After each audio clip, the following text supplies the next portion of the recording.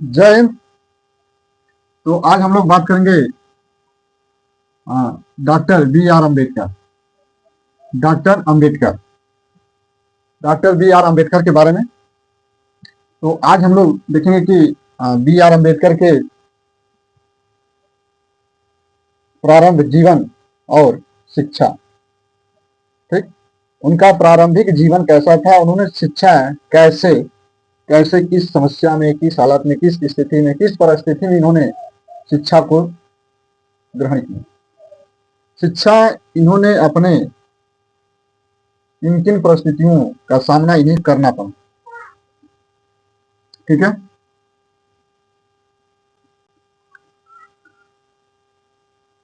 ठीक। तो हम लोग अगली क्लास में पढ़ रहे हैं, तो देख रहे हैं।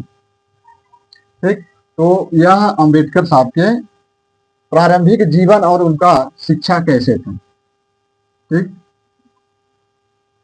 प्रारंभिक जीवन प्लस आपका शैक्षणिक स्थिति, या इनको, हाँ ठीक है, शिक्षा।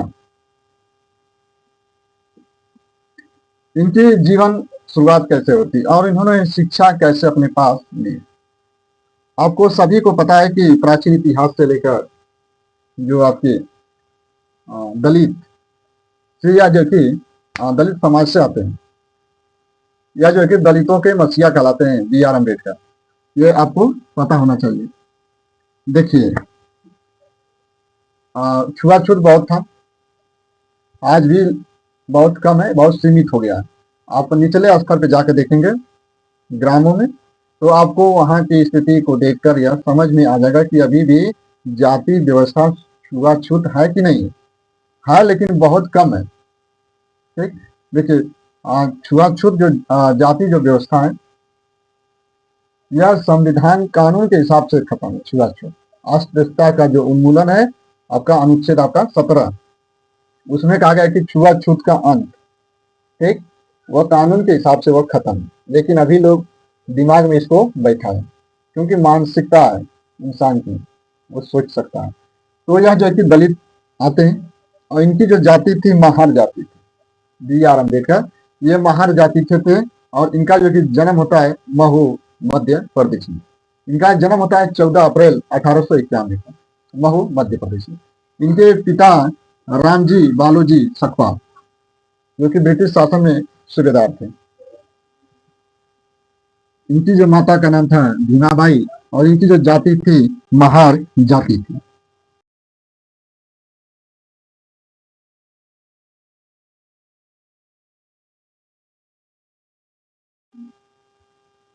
यह जो कि महार जाति से बिलोंग करते। इनकी प्रारंभिक शिक्षा सतारा से ही शुरुआत होती है। प्राथमिक शिक्षा, यह जो कि अपनी शिक्षा सतारा से ही इन्होंने शुरुआत की।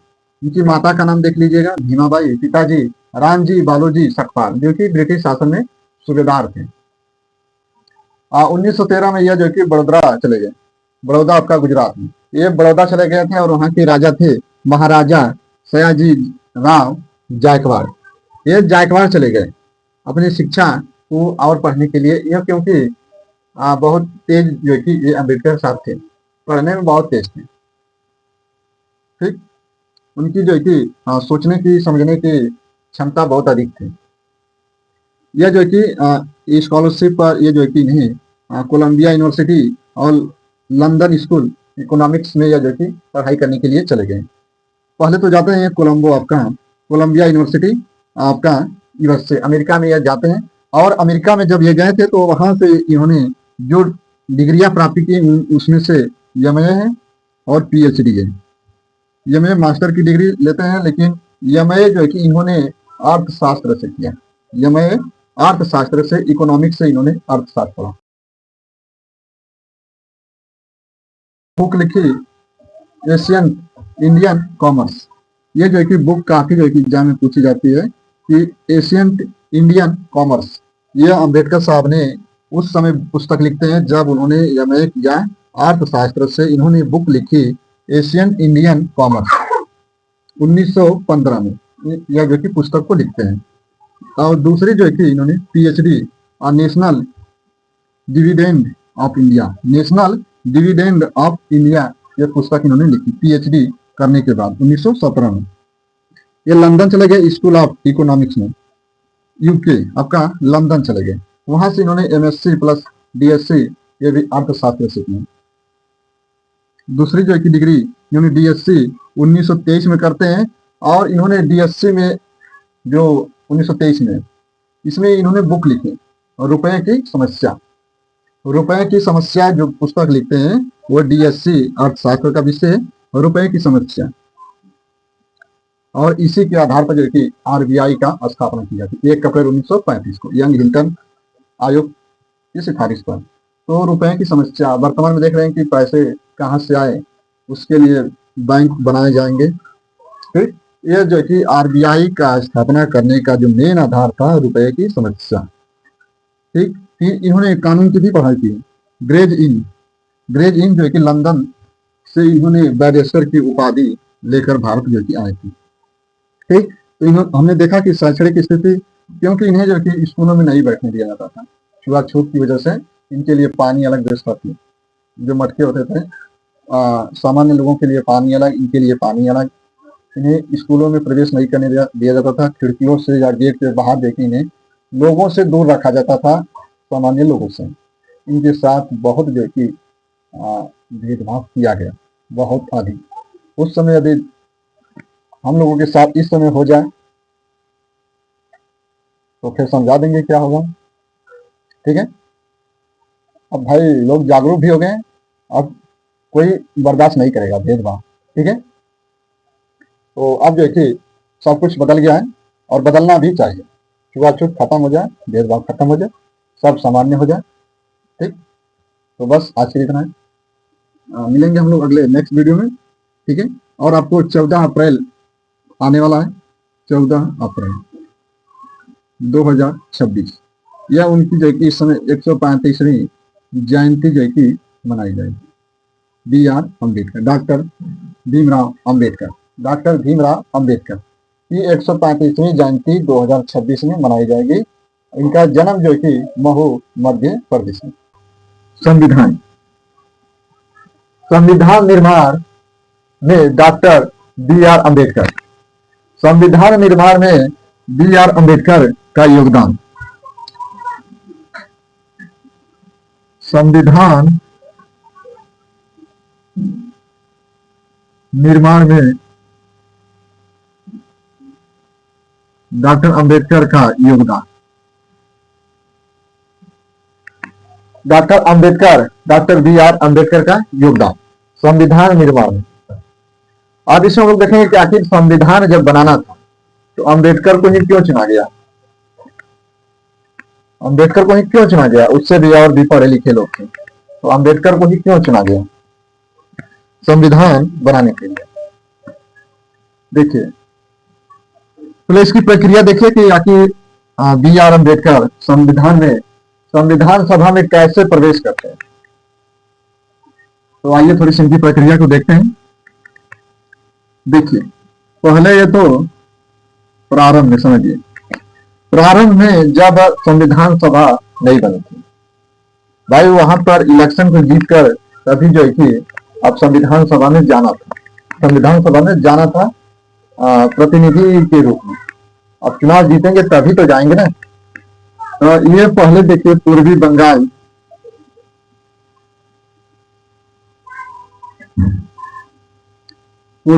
के जयसोर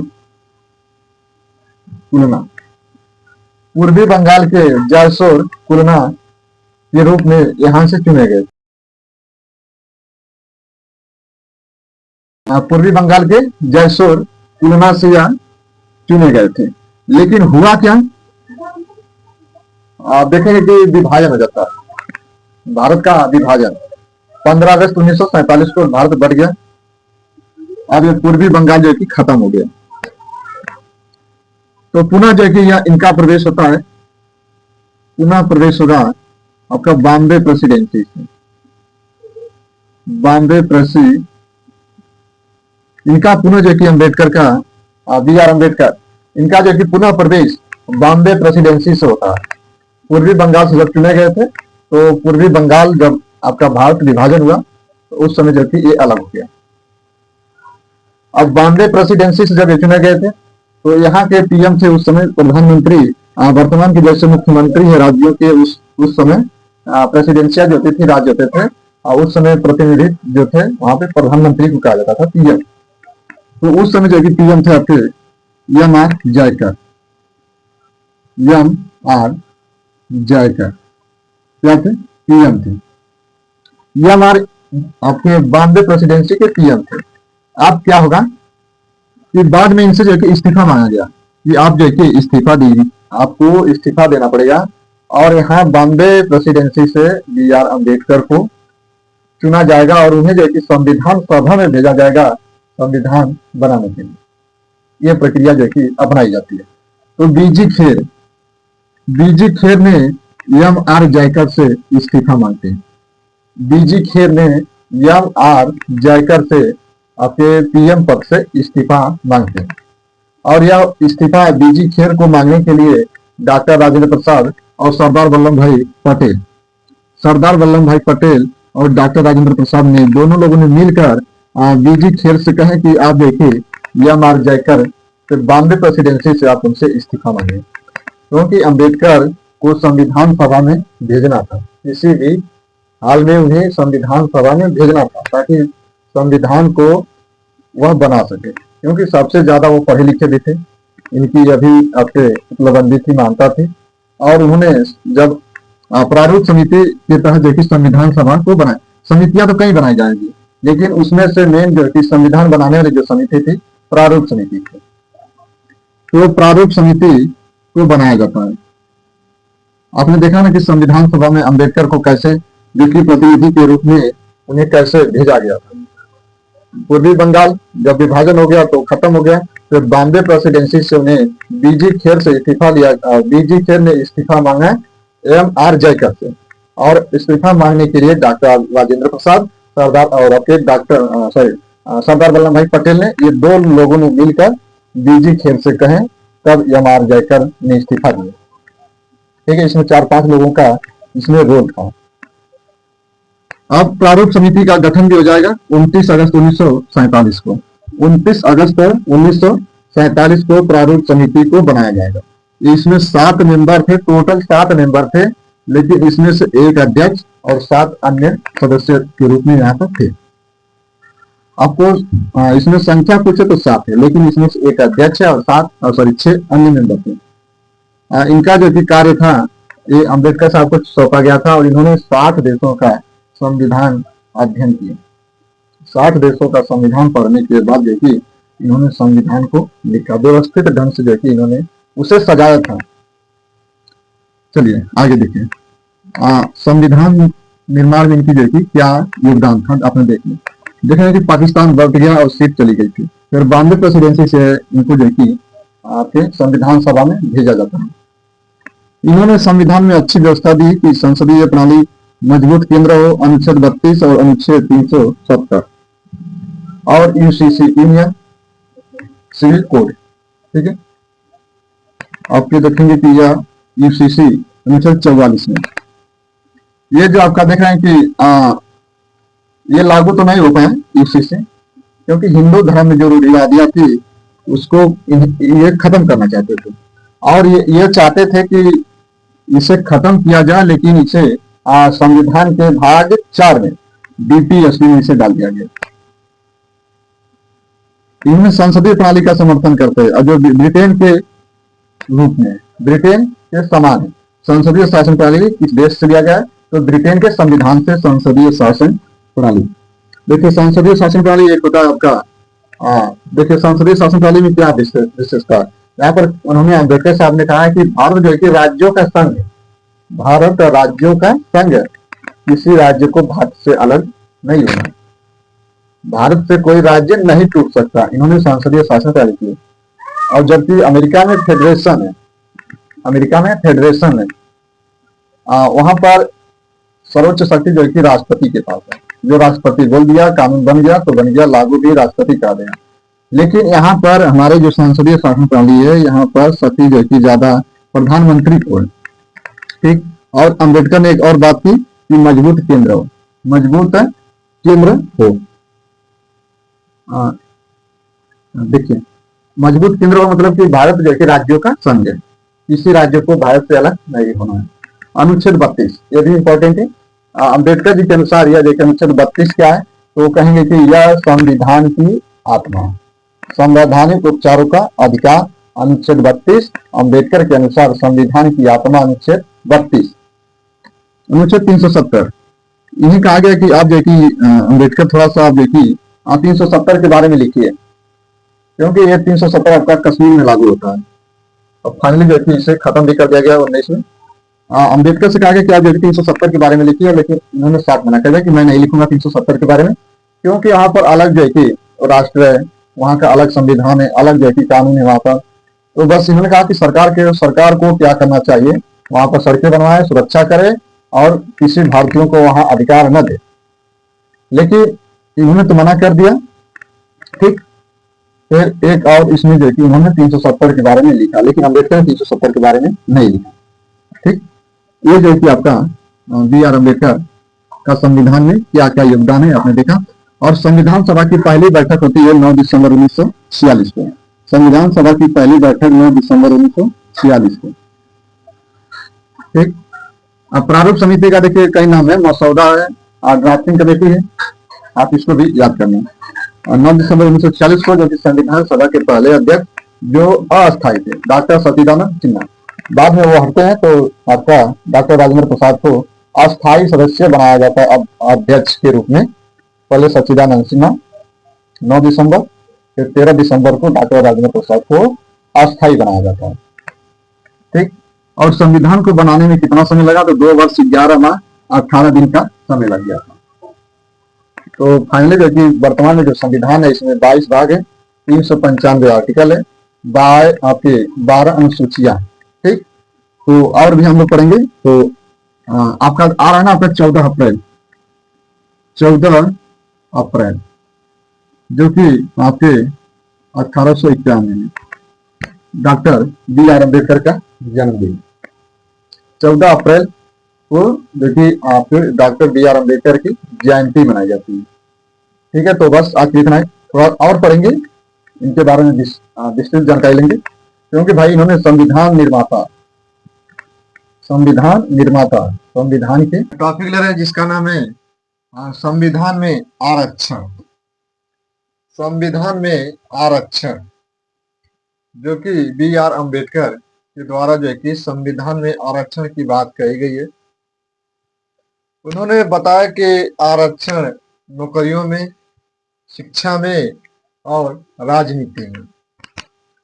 शिक्षा, राजनीति, नौकरी। और इन्होंने ये बात किया, एक और बात भी कही कि आयोग बनाया जाए, आयोग बनाया जाए संविधान, और वह आयोग बनेगा एससी आयोग, एसटी आयोग और पिछड़ा वर्ग आयोग। तो इन्होंने यह जो कि अपने बात को कहते हैं बी आर अम्बेडकर, जो कि संविधान जो बनाने का काम था इन्हीं की, संविधान के जो जनक है यही है। तो हम लोग बात करेंगे कि संविधान में आरक्षण जो अम्बेडकर के द्वारा जोड़े गए थे। तो देखें, इन्होंने मांग किया था कि राजनीति में भी आरक्षण होना चाहिए, राजनीतिक में भी आरक्षण होना चाहिए। जैसे वर्तमान में है आपका जो आपका केंद्र में लोकसभा और राज्यों में विधानसभा। तो इन्होंने लोकसभा में भी आरक्षण की बात कही और जो राज्यों में विधानसभा है वहां पर भी इन्होंने आरक्षण की बात की। तो देखिए क्या है कि राजनीतिक, जैसे आपका राजनीतिक पार्टियां भी हैं जो अपना चुनाव जीतकर संसद में जाते हैं। ठीक, तो यहाँ पर देखिए एससी एसटी का आरक्षण जो इनके लिए सीटें रिजर्व रहेंगी, वहाँ की पॉपुलेशन के हिसाब से सीटों को आरक्षित किया जाएगा, रिजर्व रखा जाएगा। लोकसभा में। तो लोकसभा में एक जो कि SC ST schedule caste tribe, अनुसूचित जाति अनुसूचित जनजाति का आरक्षण लोकसभा में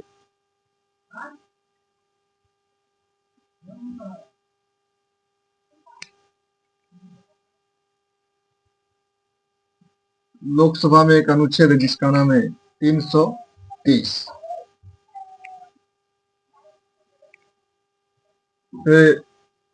राज्य विधानसभाओं में आरक्षण है SC ST का आरक्षण 332 में।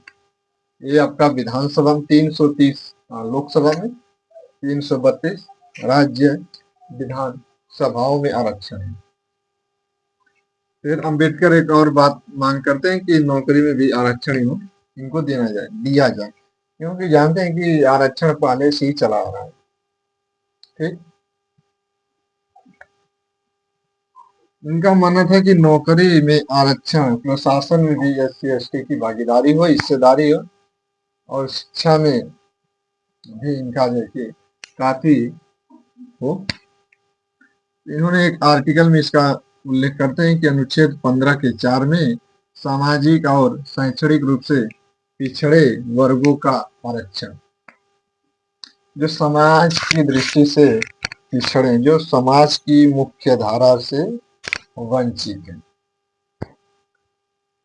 उन्हें जो है कि शिक्षा के माध्यम से जोड़ा जाए और उनका भी जो है कि समाज में वर्चस्व हो, वह भी समाज के लिए अच्छे काम करे। ठीक, वह भी समाज में अपने समाज की बात को रखें, चुनाव जीते, पढ़े लिखेंगे तो अपनी समाज की बात वो करेंगे। और शैक्षणिक रूप से जो पिछड़े वर्ग है उनके बारे में अनुच्छेद 16 के 4 में राज्य पिछड़े वर्गों के लिए नौकरी में आरक्षण देगा। देख रहे हैं ना, 16 के 4 में ये जो पिछड़े वर्ग है राज्य उनको सरकारी नौकरी में आरक्षण देगा।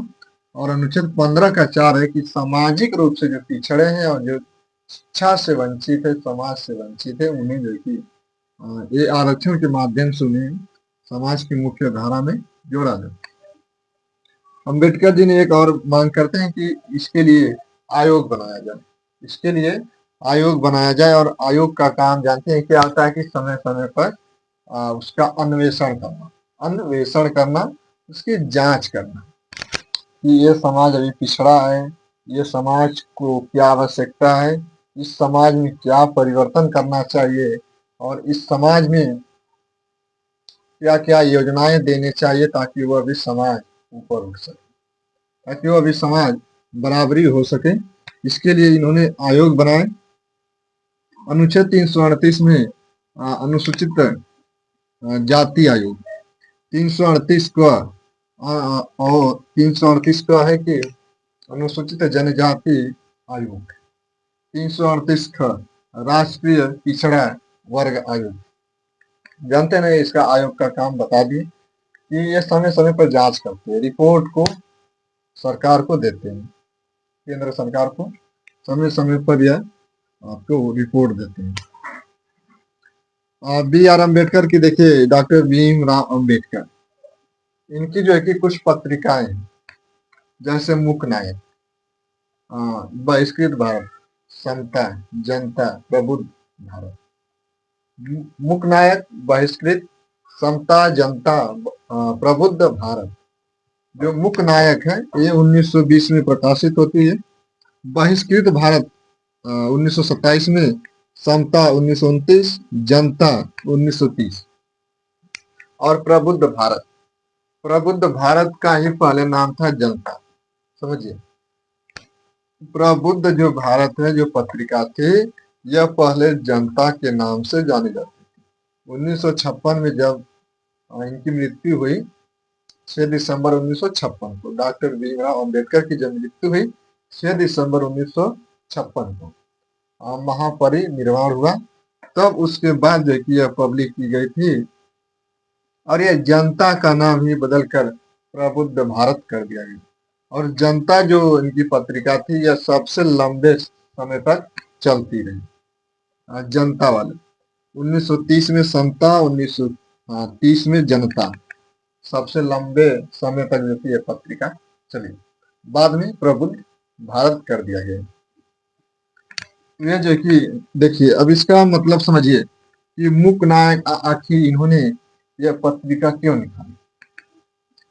क्योंकि जो मूक का अर्थ होता है कि गूंगा, हमें ऐसे नेता की चॉइस करनी चाहिए जो गूंगा ना हो, अपने समाज की बात करे, न कि मुंह चोर नियर वह आपका नेता बने। ठीक, इसीलिए इन्होंने मूक नायक, मूक का मतलब इन्होंने बताया कि गूंगा, हमें ऐसे प्रतिनिधित्व चुनना चाहिए जो समाज की बातों को समाज में रखे। ठीक, हमें ऐसे प्रतिनिधि को चुनकर भेजना चाहिए लोकसभा में और विधानसभाओं में, ताकि वह समाज की बात करे। मूक का अर्थ होता है गूंगा, वो गूंगा न हो, बात करना है तो वह जो कि शर्माए, चोरमन इधर उधर मुड़ी खाते। ये इसीलिए मूक नायक इन्होंने ये पत्रिका निकाली। अब बहिष्कृत भारत 1927 में, जानते हैं कि महार सत्याग्रह यह जब करते हैं B.R. अम्बेडकर, जो तालाब था वहां का जल को पीते हैं लोग इकट्ठा होकर। ठीक, और वहीं जो है कि इसमें वह बात करते हैं कि बहिष्कृत भारत, जो भारत से बाहर है। ठीक, समता लोगों के बीच में, समता यह समता का प्रचार प्रसार करना चाहते थे 1930 में। जनता 1930 सबसे लंबा समय तक यही चला था। प्रबुद्ध भारत बाद में इसी का नाम, जनता का नाम ही प्रबुद्ध भारत कर दिया गया। और देखिए, सबसे ज्यादा इनको बौद्धिक विकास और शैक्षणिक स्थिति में सबसे ज्यादा प्रभाव बौद्धिक विकास और शिक्षा में सबसे ज्यादा किन लोगों की या फॉलोअर थे या विचारक थे।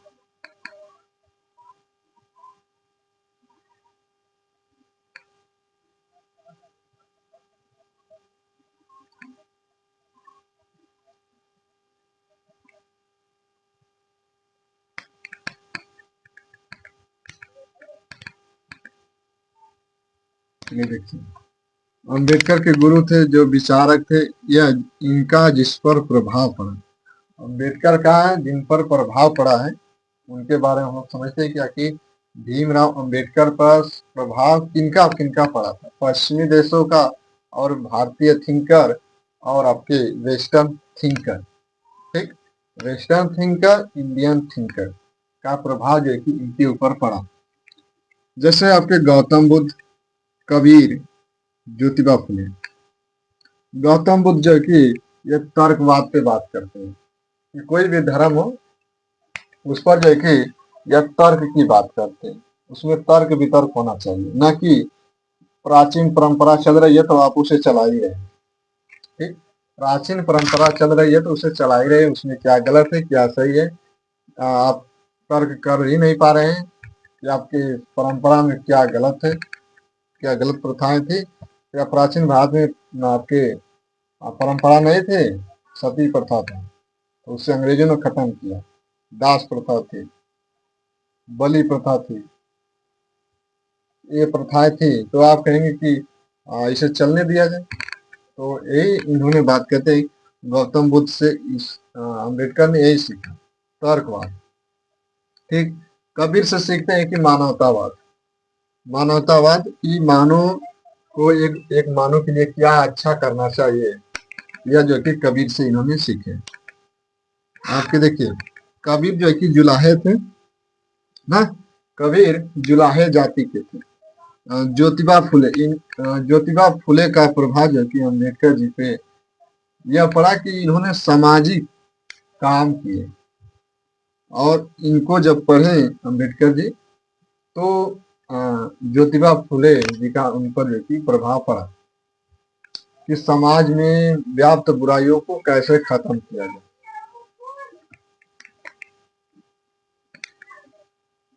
वेस्टर्न थिंकर, पश्चिमी देशों के विचारक या गुरु उनकी जो कि जैसे जॉन डिग्री, Booker T Washington, Adam Burke, Edmund Burke और बुकर।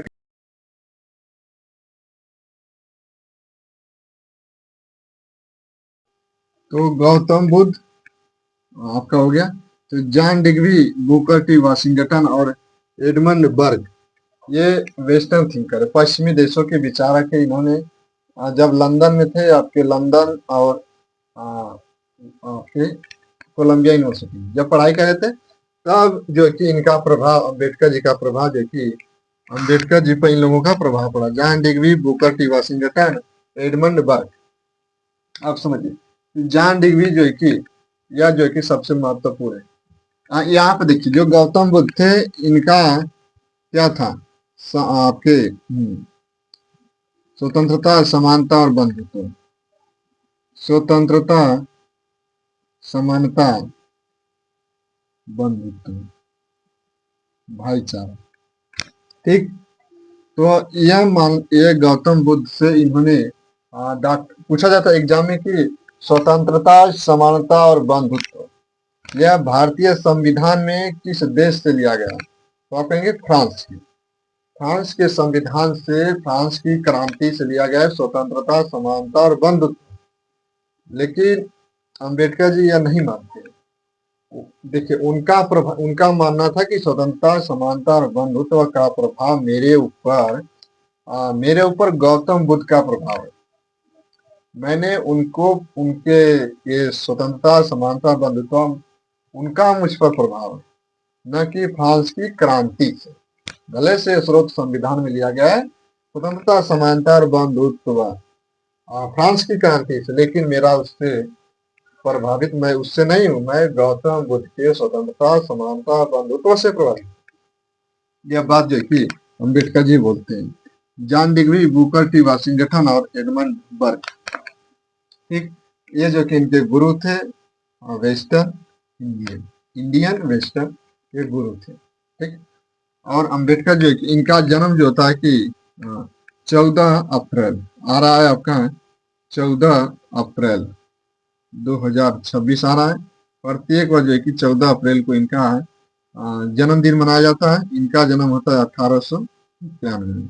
महापरिनिर्वाण 6 दिसंबर 1956 को, जो कि यह बौद्ध धर्म के इस शाखा से, तो उसको देख लेंगे हम लोग। ये जो है कि अम्बेडकर जी के द्वारा जो संविधान में आरक्षण की बात की गई थी, उनकी पत्र पत्रिकाएं और उनके गुरु बौद्धिक विकास में उन पर जो कि सबसे ज्यादा प्रभाव किन लोगों का पड़ा है, तो आप जो कि इनको देख सकते हैं। ठीक। तो आज के लिए इतना ही। ठीक है। तो अब हम लोग मिलेंगे अगले नेक्स्ट वीडियो में। ठीक, देखेंगे। जय हिंद, जय भारत।